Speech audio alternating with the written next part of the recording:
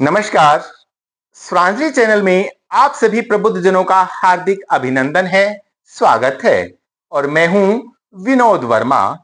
आज मैं छंद कक्षा के साथ उपस्थित हूं और छंद कक्षा में आज हम सीखेंगे मानक हिंदी व्याकरण।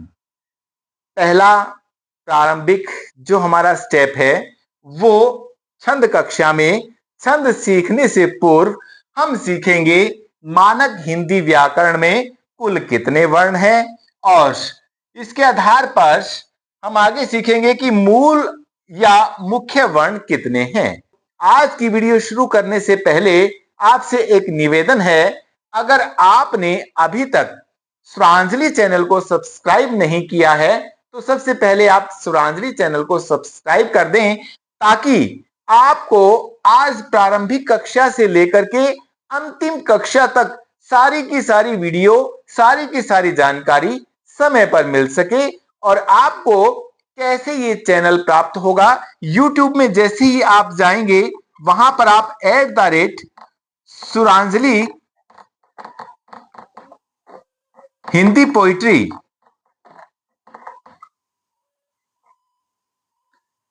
SURANJALIHINDIPOETRY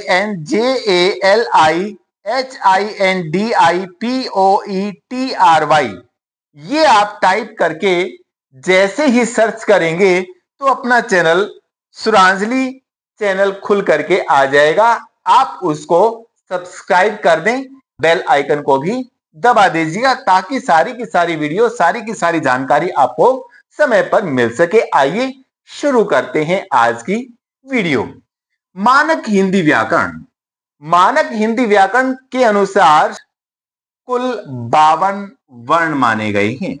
वर्णों की संख्या 52 है, ये बात आपको याद रखनी। 52 कैसे हैं वो मैं आपको बता देता हूं। 11 स्वर हैं, 2 अयोगवाह हैं। अयोगवाह कौन से हैं? अंक और अह। इन्हें अयोगवाह के नाम से हम जानते। किन किन को? अंक और अह। ये बात आप याद भी रखना कि ये ना तो स्वर है ना व्यंजन, इनका अलग से नाम है अयोगवाह। और ये कभी भी अकेले प्रयोग में नहीं लाए जाते, किसी न किसी वर्ण के साथ में इनका प्रयोग किया जाता है। ये बात आप याद रखें। 33 है हमारे व्यंजन। 33 व्यंजन कैसे हैं? इनमें वर्ग बनाए गए हैं भाई। क वर्ग से लेकर के और ह वर्ण तक हम देखेंगे कि कुल 33 वर्ण कैसे होते हैं। आइए सबसे पहले हम ये देखते हैं कि यहां पर वर्ग पहला है क वर्ग। क वर्ग में जो वर्ण शामिल है हमारे क, ख, ग, घ और ड़, ये 5 इसमें वर्ण शामिल हैं। फिर है च वर्ग। अब च वर्ग में च, छ, ज, झ और ये 5 वर्ण इसमें शामिल हैं। तीसरा वर्ग है ट वर्ग। ट वर्ग में त, थ, द, ध और न, ये 5 वर्ण ट वर्ग में शामिल किए गए हैं। अगला है त वर्ग। त वर्ग में त, थ, द, ध और न, ये 5 वर्ण इसमें शामिल किए गए हैं। अगला है प वर्ग। प वर्ग में प, फ, ब, भ और म, तो ये 5 इसमें शामिल किए गए हैं। 5, 10, 15, 20 और 25, ये 25 वर्ण हो गए। लेकिन लिखा क्या है? क से ह तक। अब इसके बाद जो रह गए 8 वो कौन कौन से हैं वो देखते हैं। य, र, ल और वे, ये हैं 4 अंतस्थ व्यंजन। इन्हें अंतस्थ व्यंजन के नाम से हम जानते हैं। ये कौन से हो गए?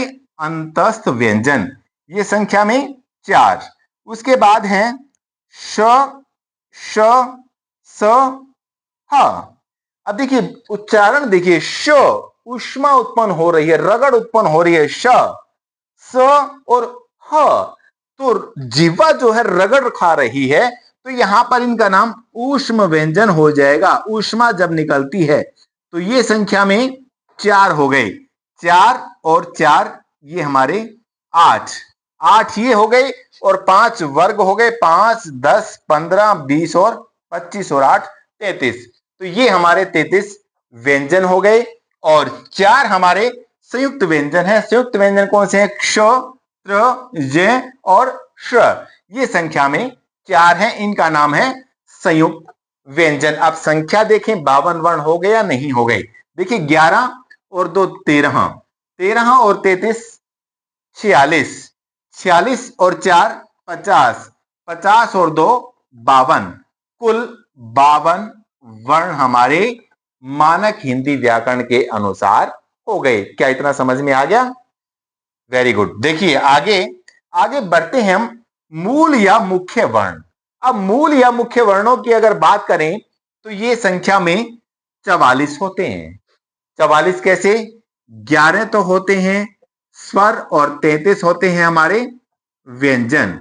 अब 11 स्वर और 33 व्यंजन की अंग अह अड़ ढ क्ष त्र ज्ञ और श को छोड़ दिया जाए तो ये संख्या में 8 हो गए। 2, 4, 6 और 2 8, 8 ये संख्या में हो गए। इन आठों को अगर हम छोड़ दें तो 33 और 11 44, 44 और 8 संख्या में 52 वर्ण हो जाएंगे।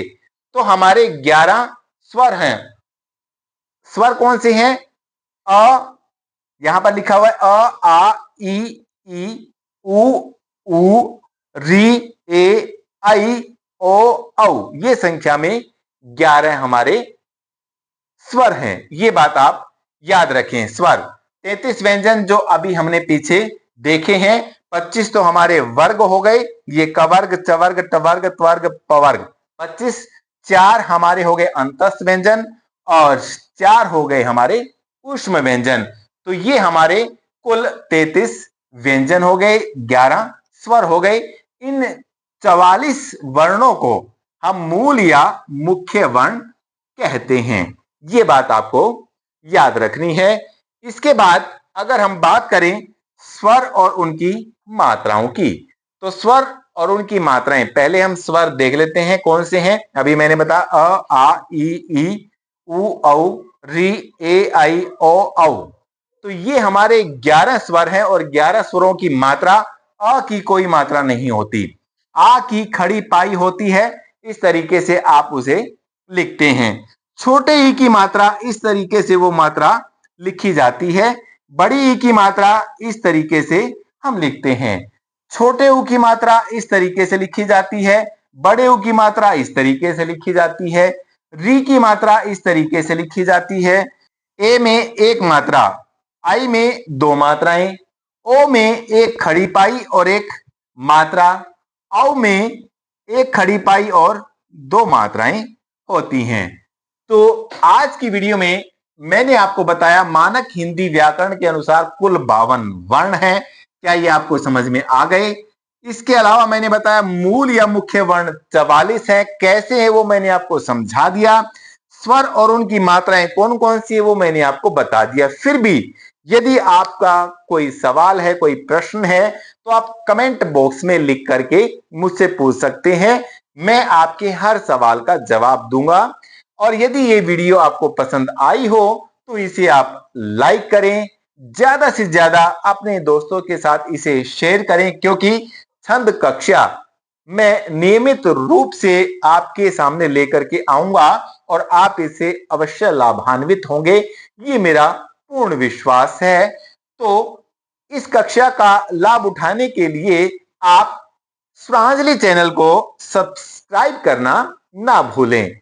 आप सबका स्वरांजलि चैनल के साथ जुड़ने पर मैं विनोद वर्मा दुर्गेश बहुत बहुत धन्यवाद करता हूं। आप सबका बहुत बहुत धन्यवाद।